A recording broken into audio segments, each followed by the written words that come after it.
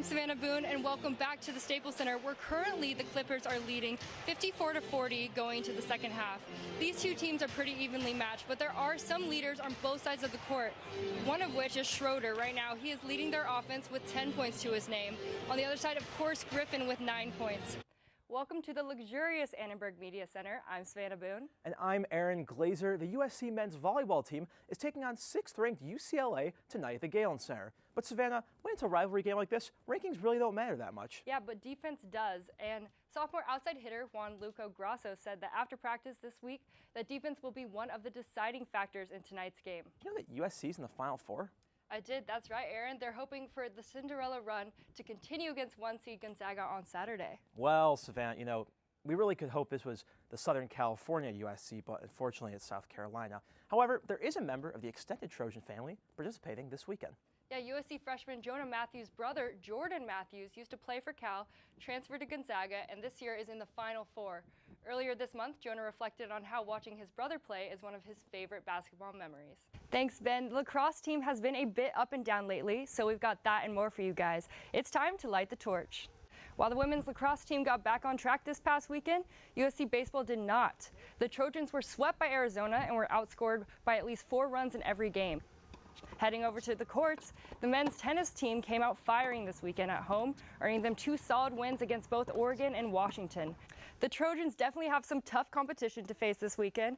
We'll see if they can rise to the occasion. And just like that, the torch has been lit. Back to you guys. Speaking of which, outside hitter JT Hatch and setter Micah Ma'a have been a dynamic duo in the front row, with Hatch leading the team in kills and Ma'a in assists. Going for the underdog, so I personally want South Carolina. What are your thoughts? You know, Savannah, as much as it would be cool to see North and South Carolina play against each other, I'm going to stick with the Pac-12. I kind of want Oregon. And Gonzaga, Karnowski is just too much of a presence down low. I see Gonzaga and Oregon in the finals. Just kind of make things interesting with you there. Definitely respectable picks. USC is still only 15-8 and not ranked. What happened? Cy Young winner Max Scherzer, he hasn't even hit these numbers. I mean, a little bit of a different scenario. Definitely a strong offense. I mean, all these guys are hitting above 300, which is super impressive. But you can't forget about Arizona's pitching lineup right now. They are killing it. They are killing it, yes. It will certainly be a tough test for USC this weekend, but if they could come out with a series win, that would be one of their biggest of the season.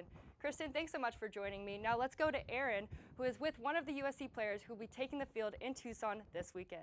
Hi, welcome back to You've Been Schooled. I'm Savannah Boone. And I'm Julia Poe, and tonight we are talking about the end of this year's March Madness.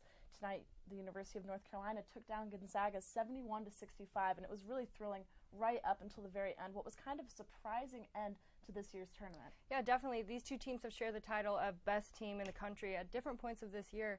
So it was definitely, we knew it was going to be a close matchup, and the way it turned out was super exciting. It was really interesting, back and forth all night, but these two teams are known for attacking the glass, and we didn't really see that tonight. We lost a little bit of interest when the game was constantly touch and go. It got to a nail biter, and I feel like we didn't have that throughout the second half.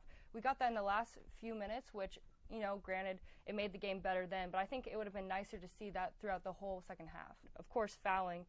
The refs needed to back off, honestly. I think it took away from the fan experience. The game itself slowed down. Being able to talk about that is Alexa Palermo right here, and then across the stage we got Savannah Boone and Ben Albert. Guys, let's get straight into it. It's a couple 1-2 matchups, a little bit differentiating between which school holds the 1 and 2, but I'm going to get right into the heart of it. We got number 1 UCLA against number 2 USC water polo. And then on the other side of things, on the sand, we got number 1 USC going against number 2 UCLA. So when we look at it, which matchup is really more important? I'm going to start us off. I have to go with water polo. Both teams are super strong, but beach volleyball is just unstoppable. You got Clays, you got Hughes. They haven't lost in 2 calendar years, so I think it's just a given that they're going to come out with this win against UCLA this weekend. But I think the bigger matchup is water polo, because they've been riding a 52-game win streak before their loss to Stanford, so that was kind of a blow. Lost some momentum, but they're fresh off a win, 6-3. I think it's going to be a good battle. I mean, you got Harlebita's sisters in there killing it on offense, but I think it's just going to be a bigger matchup for water polo. Hi, it's Savannah Boone out here. We are at the 2016 All-Star Game. They're both ranked in the top 5, and I believe they have a genuine shot at the title this year. Which team do you think has the best odds going into this weekend? I think UCLA is going to have to count on their sophomore duo, All-Americans, Nicole and Megan McNamara, to get the job done and anchor this very talented but very young team. Another excellent point by you, Savannah. Hi, I'm Savannah Boone. And I'm Heather James. And we're here tonight at the Staples Center where the Clippers are going to take on the Atlanta Hawks. Last month, Paul and Griffin were both off the lineup, but tonight Griffin is back and playing some excellent basketball. Well, thanks for watching Sports Scene. For everyone here at Annenberg Media, I'm Savannah Boone. And I'm Aaron Glazer. You can find us on Facebook and Twitter at Sports Scene USC. We'll see you next week.